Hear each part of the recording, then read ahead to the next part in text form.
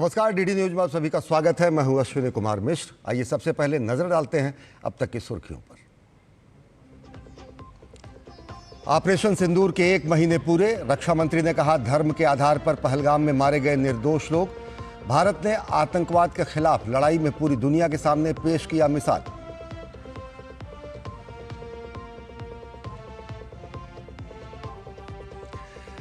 पहली Vande Bharat express train Srinagar से कटरा के लिए रवाना। यात्रियों में खुशी की लहर। कल प्रधानमंत्री नरेंद्र मोदी ने दिखाई थी हरी झंडी।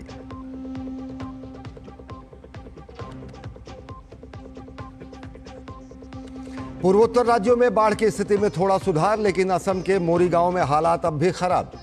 सिक्किम में वायुसेना के हेलीकॉप्टर ने चाटन के लिए पहुंचाई राहत सामग्री।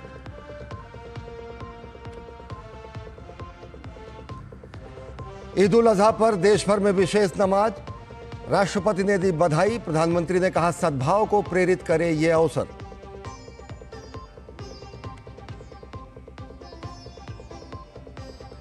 और फ्रेंच ओपन के महिला एकल वर्ग में फाइनल आज। साबालेंका के सामने कोको गॉफ की चुनौती। वहीं पुरुष वर्ग में कल सिनर और अल्कराज होंगे आमने सामने।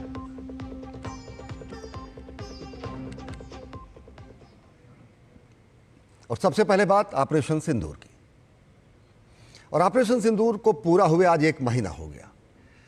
22 अप्रैल को पहलगाम आतंकवादी हमले के जवाब में हमारे सशस्त्र बलों ने 6 और 7 मई की रात में 1:05 से लेकर 1:25 के बीच ऑपरेशन सिंदूर चलाया और पाकिस्तान और पाक ऑक्युपाइड कश्मीर में मौजूद आतंकवादियों के 9 लॉन्च पैड ध्वस्त कर दिए, जिनमें से बहावलपुर स्थित जैश ए मोहम्मद का मुख्यालय भी शामिल था, जबकि मुरीदके में मौजूद लश्कर के आतंकवादी ठिकानों पर भी ऐसा ही करारा प्रहार हुआ, जिसमें कई आतंकवादी मारे गए। भारतीय सेनाओं ने पाकिस्तान के कई एयरबेस को तबाह कर दिया और इसके बाद पाकिस्तान ऐसा बौखलाया कि उसने हमारे बेकसूर नागरिकों को निशाना बनाने की कोशिश की, लेकिन हमारे जांबाज जवानों ने पाकिस्तान की हर नापाक कोशिश को नाकाम कर दिया। प्रधानमंत्री नरेंद्र मोदी ने साफ कहा कि ऑपरेशन सिंदूर अब आतंकवाद के खिलाफ भारत का न्यू नॉर्मल एक्शन है। अब पाकिस्तान से सिर्फ पाक ऑक्युपाइड कश्मीर और आतंकवाद पर ही बातचीत होगी।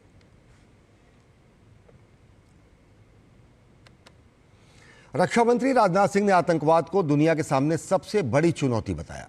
रक्षा मंत्री ने अपने लेख में कहा, सरकार आतंकवाद के खिलाफ जीरो टॉलरेंस की नीति पर चल रही है। उन्होंने कहा कि भारत ने आतंकवाद के खिलाफ लड़ाई में पूरी दुनिया के सामने मिसाल पेश की है। रक्षा मंत्री ने आतंकवाद को मानवता और शांति का सबसे बड़ा दुश्मन बताते हुए कहा कि आतंकवाद हर दृष्टि से विध्वंसक है। उन्होंने कहा कि पाकिस्तान द्वारा प्रायोजित आतंकवाद का भारत दशकों से शिकार रहा है। पहलगाम में बेगुनाह पर्यटकों को केवल उनके मजहब के आधार पर मारा गया। ये क्रूरता बर्बरता की पराकाष्ठा थी। इस हमले का मकसद भारत की एकता तोड़ना और देश में डर फैलाना था, पर ऐसी घिनौनी कोशिश हमेशा नाकाम होती रही है। रक्षा मंत्री ने अपने लेख में कहा कि आतंकवादी केवल मजहब का नाम लेकर अपने कुकर्मों को वैधता देने की कोशिश करते हैं।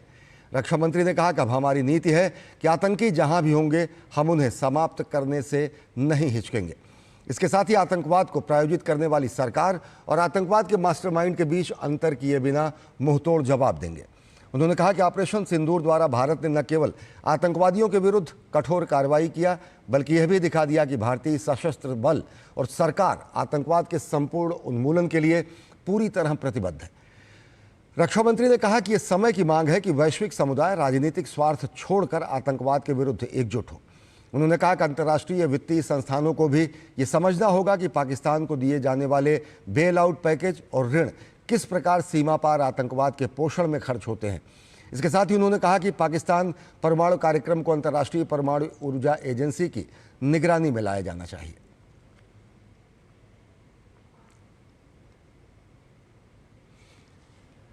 आतंकवादियों के खिलाफ ऑपरेशन सिंदूर ने पूरी दुनिया को यह बता दिया कि भारत की आतंकवाद के खिलाफ जीरो टॉलरेंस की नीति कैसी है। लेकिन इसके साथ ही सिंदूर शब्द ने काफी सुर्खियां बटोरी। तो आइए जानते हैं कि सिंदूर का भारतीय संस्कृति में क्या महत्व है। जम्मू कश्मीर के पहलगाम में 22 अप्रैल को हुए आतंकी हमले के बाद भारतीय सैनिकों ने पाकिस्तान में आतंकी ठिकानों पर जोरदार एयर स्ट्राइक की। इस कार्रवाई को भारतीय सुरक्षा बलों ने ऑपरेशन सिंदूर का नाम दिया।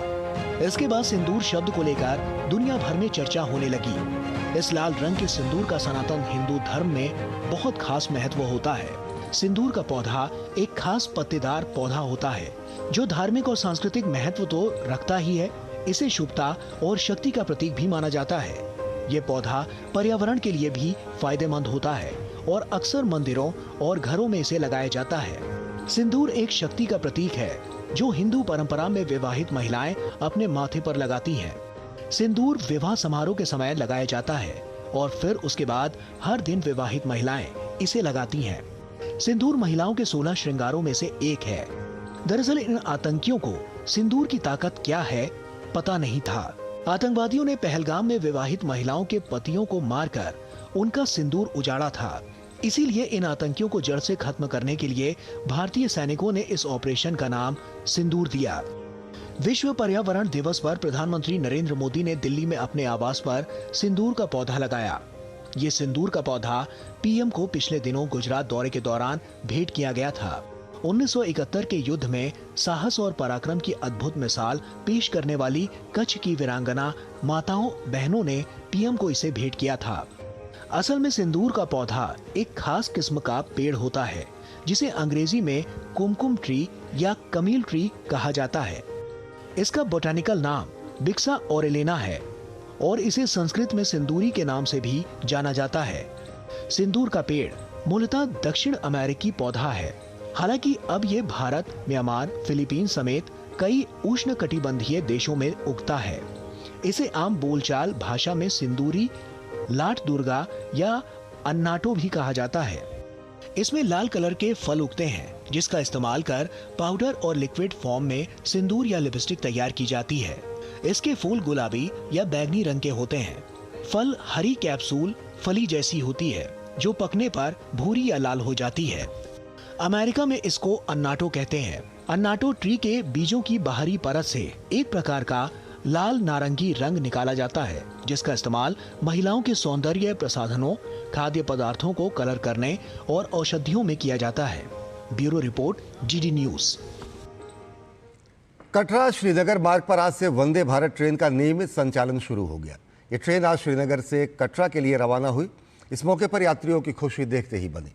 कल ही प्रधानमंत्री नरेंद्र मोदी ने इस ट्रेन को हरी झंडी दिखाकर इसकी शुरुआत की थी। कश्मीर की इस पहली वंदे भारत एक्सप्रेस ट्रेन का वो दृश्य भी सामने आया जब ये अंजी खट पुल को पार कर रही थी।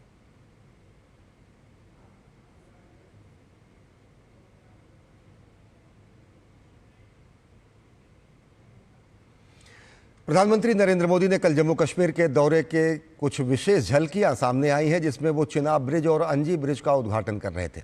खुद प्रधानमंत्री नरेंद्र मोदी ने भी वीडियो एक्स पर शेयर किया है। पीएम ने कहा कि ये दोनों पुल परिवर्तनकारी परियोजनाएं हैं।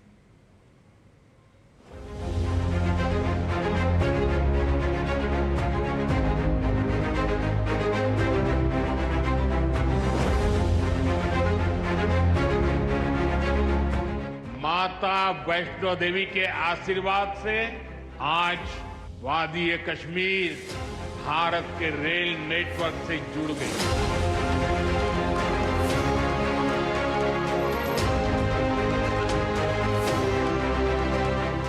उधमपुर, श्रीनगर, बारामूला, ये रेल लाइन प्रोजेक्ट ये सिर्फ नाम नहीं है, ये जम्मू कश्मीर के नए सामर्थ्य की पहचान है। भारत के नए सामर्थ्य का जयघोष है।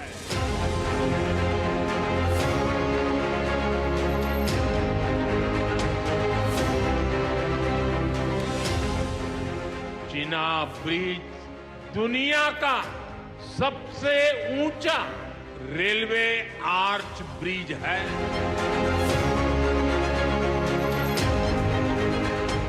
हमारा अंजी ब्रिज भी इंजीनियरिंग का बेहतरीन नमूना है।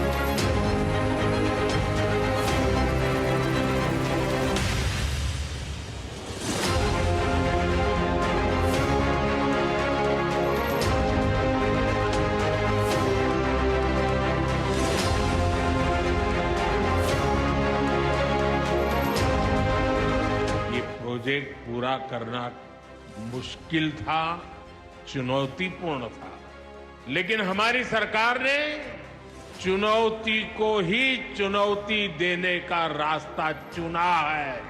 ये दिखाता है विकसित भारत का सपना जितना बड़ा है उतना ही बुलंद हमारा हौसला है, हमारा सामर्थ्य है।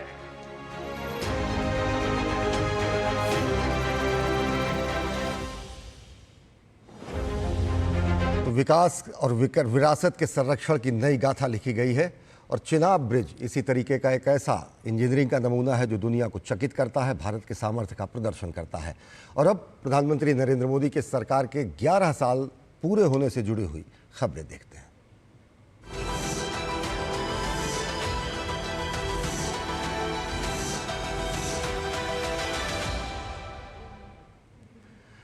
प्रधानमंत्री किसान सम्मान निधि हो या फिर किसान फसल बीमा योजना, किसानों के कल्याण के लिए प्रधानमंत्री नरेंद्र मोदी की सरकार ने कई अहम कदम उठाए हैं।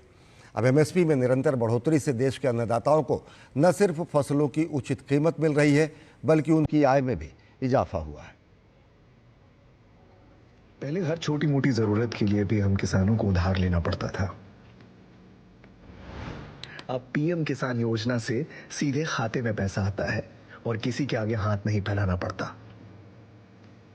पहले बदलते मौसम की वजह से फसल खराब होती थी, बड़ा नुकसान होता था। आज मौसम की मार किसानों पे नहीं पड़ती क्योंकि फसल के नुकसान की पूरी भरपाई होती है। खरीदार आते थे और मनमर्जी के भाव पे हमसे हमारी पैदावार ले जाते थे। आज किसानों को एमएसपी पे खरीद का पूरा भरोसा है और मंडी से खाली हाथ नहीं लौटना पड़ता। इन 11 सालों में तेज प्रगति के साथ एक नया इतिहास भी रचा गया है।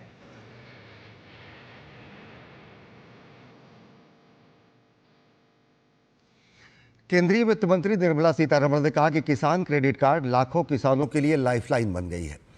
निर्मला सीतारमण कार्यालय ने एक्स पर संदेश में कहा कि किसान क्रेडिट कार्ड से किसानों को बीज, उर्वरक और कीटनाशकों जैसी चीज़ें खरीदने के साथ साथ फसल उत्पादन और इससे जुड़ी गतिविधियों से संबंधित नकदी आवश्यकताओं को पूरा करने के लिए किफ़ायती ऋण समय समय पर मिलता है। 5.7 लाख करोड़ रुपए की क्रेडिट सीमा के साथ 465 लाख से अधिक आवेदन स्वीकृत किए गए हैं। केसीसी स्कीम के जरिए शॉर्ट टर्म क्रॉप लोन मिलने में आसानी हुई है। इसके तहत समय समय पर भुगतान करने वाले किसान को 4% की कम ब्याज दर पर 3 लाख रुपए तक का लोन मिल सकता है। निर्मला सीतारमण कार्यालय के एक्स संदेश में कहा गया है कि समय पर ऋण चुकाने पर किसानों को 3% का एडिशनल प्रॉम्प्ट रीपेमेंट इंसेंटिव मिलता है। इससे प्रत्येक 1 लाख केसीसी ऋण पर किसान हर साल 9,000 रुपये तक ब्याज बचा सकता है। सरकार ने सब्सिडी वाले केसीसी ऋण की सीमा को भी 3 लाख रुपए से बढ़ाकर 5 लाख रुपए कर दिया है, जिससे मछुआरों और डेयरी किसानों सहित लगभग 7.7 करोड़ किसानों को लाभ हुआ है। 2013 से 2024 में कृषि बजट में 5 गुना से अधिक की बढ़ोतरी की गई है। 2013 में सिर्फ 21,500 करोड़ रुपए से 2024 में कृषि बजट बढ़कर 1,22,000 करोड़ रुपए हो गया है। ये किसानों के कल्याण के प्रति मोदी सरकार की प्रतिबद्धता को प्रदर्शित करता है।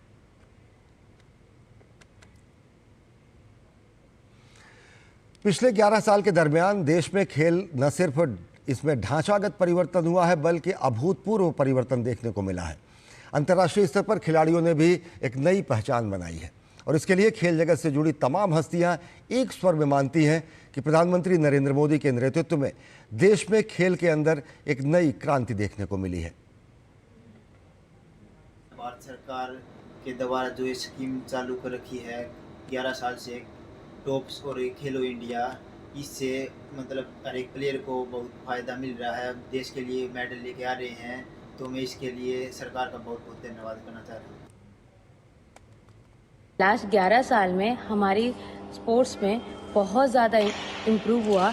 जैसे खेलो इंडिया स्कीम और टॉप स्कीम के तुरंत हमारी परफॉर्मेंस में बहुत ज़्यादा अपग्रेड दिखाई दिया, जिस कारण मैं गवर्नमेंट ऑफ इंडिया को बहुत ज़्यादा धन्यवाद करती हूँ कि ऐसे स्कीम निकलने के लिए, और जिससे कारण एथलीट की परफॉर्मेंस बहुत ज़्यादा अपग्रेड हुआ, जैसे नीरज चोपड़ा की गोल्ड मेडल टोक्यो ओलंपिक्स में, फिर continue silver medal Paris Olympics में, और पेरिस ओलंपिक्स में हमारी इंडियन कंटीजेंट ने 6 मेडल जीत के बहुत सारा बच्चों की इंस्पायर बने।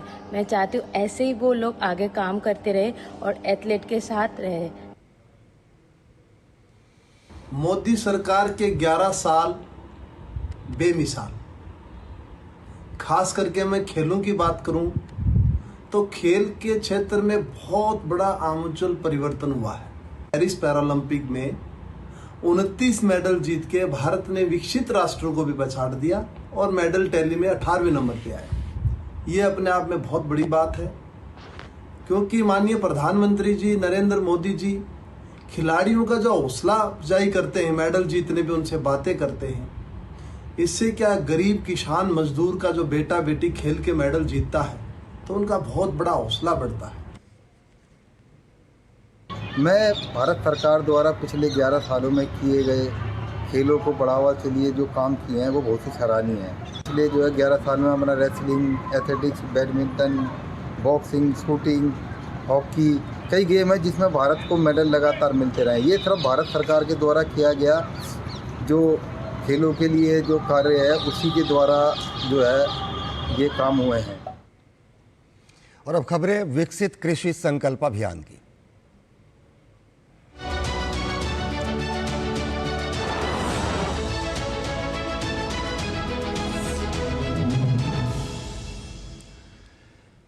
केंद्रीय कृषि एवं किसान कल्याण मंत्री शिवराज सिंह चौहान विकसित कृषि संकल्प अभियान के तहत उत्तराखंड की राजधानी देहरादून पहुंचे, जहां थानो न्याय पंचायत के अंतर्गत पाववाला सोडा पंचायत में किसानों के साथ संवाद कार्यक्रम में हिस्सा लिए।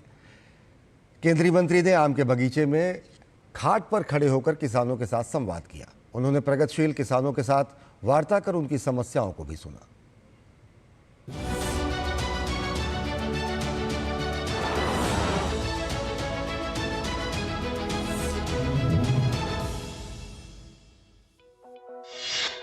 देश के किसानों की समृद्धि का लक्ष्य विकसित कृषि संकल्प अभियान। विकसित कृषि संकल्प अभियान के तहत उत्तराखंड पहुंचे शिवराज सिंह चौहान। घाट पर खड़े होकर किसानों से किया संवाद। कृषि मंत्री ने कहा उत्तराखंड को बनाएंगे हार्टिकल्चर हब। कृषि मंत्री ने कहा वैज्ञानिकों के लिए असली लैब किसानों का खेत। टिकाऊ कृषि को बढ़ावा देने और आधुनिक ज्ञान के साथ किसानों को सशक्त बनाने के एक दृढ़ कदम के तहत विकसित कृषि संकल्प अभियान का शुभारंभ किया गया। विकसित कृषि संकल्प अभियान एक राष्ट्रव्यापी अभियान है जिसे 29 मई से 12 जून तक चलाया जा रहा है।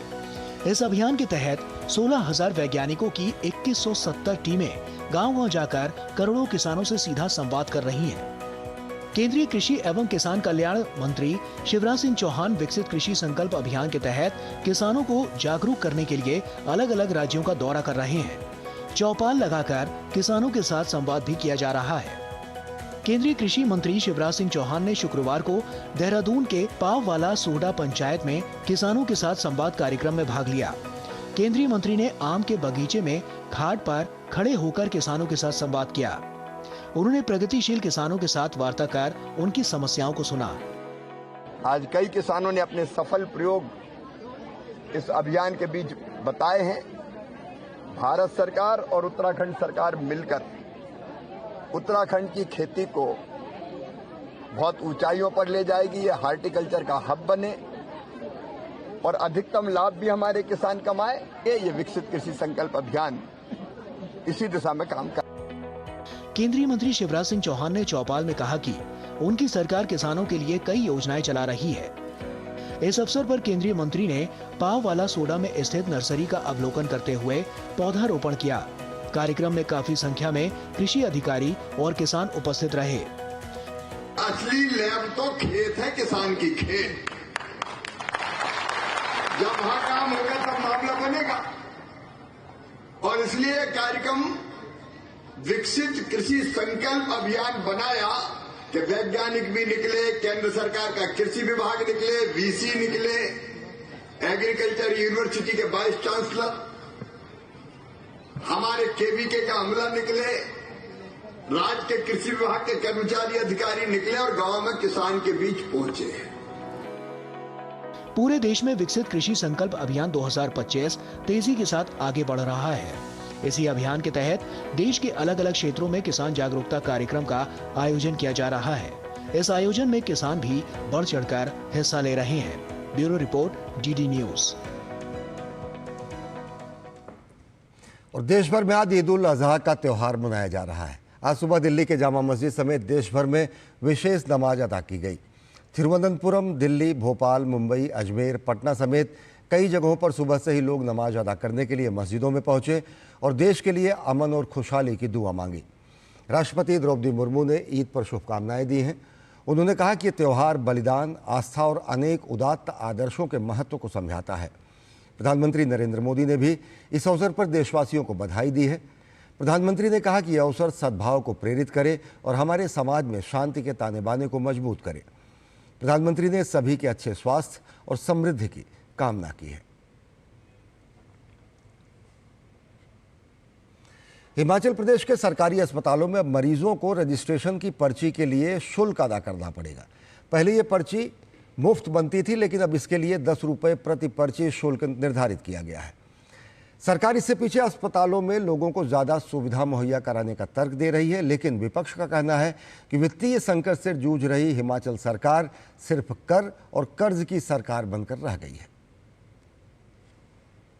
हिमाचल प्रदेश के सरकारी अस्पतालों में अब रजिस्ट्रेशन की जो पर्ची होती है उसके लिए भी लोगों को शुल्क अदा करना पड़ेगा। 10 रुपये इसके लिए तय किए गए हैं। ऐसा करके प्रदेश सरकार ने सालों पुरानी जो व्यवस्था थी उसमें बड़ा बदलाव किया है, क्योंकि निःशुल्क बनने वाली पर्ची पर अब प्रदेश सरकार शुल्क लगाएगी और इसको लेकर लोगों में एक नाराजगी देखने को मिल रही है।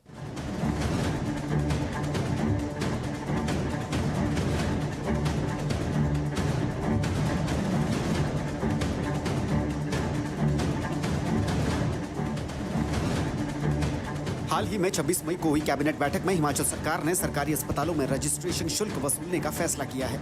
5 जून से इस फैसले को लागू भी कर दिया गया है और अब प्रदेश के सरकारी अस्पतालों में अगर आप इलाज के लिए जाते हैं तो खुद को पंजीकृत कराने के लिए जो पर्ची ली जाती है उसका भी अब 10 रुपए के हिसाब से शुल्क अदा करना पड़ेगा, जो अब तक निःशुल्क था। अब तक अस्पताल में किसी भी तरह का पर्ची शुल्क वसूला नहीं जाता था, लेकिन 26 मई को हुई बैठक में पर्ची शुल्क लगाने का सरकार ने फैसला लिया है। इसको लेकर प्रदेश भर में लोगों में सरकार के प्रति नाराजगी देखी जा रही है। इसके साथ साथ सरकारी अस्पतालों में मेडिकल टेस्ट करवाने को लेकर भी अस्पताल में कुछ शुल्क मानक तय किए गए हैं। मुख्यमंत्री सुखविंदर सिंह सुक्खू का तर्क है कि उन्होंने अस्पतालों में काम करने वाली रोगी कल्याण समिति को ये शुल्क तय करने के लिए कहा है, क्योंकि इस शुल्क से अस्पतालों में मरीजों के लिए ही सुविधाएं तैयार की जाएंगी और इसमें सरकार द्वारा जनता पर बोझ डाले जाने वाली कोई बात नहीं है। कि सरकार की तरफ से कोई रिकमेंडेशन नहीं है। ये हमने हॉस्पिटल्स को ऑटोनमस कर दिया। हॉस्पिटल अगर चाहता है अपनी सफाई रखना, मेंटेनेंस रखना, तो वो 10 रुपये पर्ची के लगा सकता है। अगर हॉस्पिटल नहीं चाहता, उनके अपने संसाधन है, कोई अपनी इनकम है, तो उनको पर्ची लगाने की जरूरत नहीं है। ये तो उस हॉस्पिटल की रोगी कल्याण समिति जिसमें लोकल लोग होते हैं उनके द्वारा तय करना है। सरकार की तरफ से कोई नोटिफिकेशन को थोपा नहीं गया। वहीं विपक्ष का तर्क है कि सरकार जनता को मिलने वाली निःशुल्क सुविधाएं छीनने में लगी है। नेता विपक्ष जयराम ठाकुर ने कहा है कि ये सरकार कर और कर्ज की सरकार है, जो खुद भी पूरी तरह से कंफ्यूज है। परिपक्व फैसले दे रहे हैं और इसलिए मैंने आज इस बात को लेकर के कहा भी है कि ये सरकार जो है हिमाचल प्रदेश में कर और कर्ज की सरकार बन करके रह गई है। पूरे विकास कार्य ठप पड़े हैं और आगे मैं सिर्फ इतना ही कहना चाहूँगा कि निश्चित रूप से भारतीय जनता पार्टी अलग अलग समय पर जनहित के मुद्दों पर अपनी आवाज़ को उठाती रहेगी। उन्होंने कहा कि सरकारी अस्पतालों में पर्ची शुल्क लगाना और निःशुल्क मिलने वाले मेडिकल टेस्ट पर भी शुल्क तय करने का फैसला ये दिखाता है कि मौजूदा सरकार वित्तीय संकट से उबरने के लिए आम जनता पर तरह तरह के शुल्क लगा रही है। हिमाचल प्रदेश में सरकारी अस्पतालों में रोज के करीब 12 से 15 हज़ार मरीज पहुंचते हैं। 12 से 15 हज़ार की ओपीडी लगती है। ऐसे में विपक्ष द्वारा प्रदेश सरकार के इस फैसले को लेकर निशाना साधा जा रहा है। सरकार पर जबरदस्ती जन विरोधी फैसले लेने के आरोप लगाए जा रहे हैं और इस पर्टिकुलर फैसले की वजह से आम लोगों में भी सरकार के प्रति एक नाराजगी देखने को मिल रही है। शिमला से कैमरा पर्सन राकेश कुमार के साथ धर्म प्रकाश, डीडी न्यूज़। तो बुलेटिन में फिलहाल इतना ही। देश और दुनिया की ताज़ा तरीन खबरों के लिए देखते रहिए डीडी न्यूज़। नमस्कार।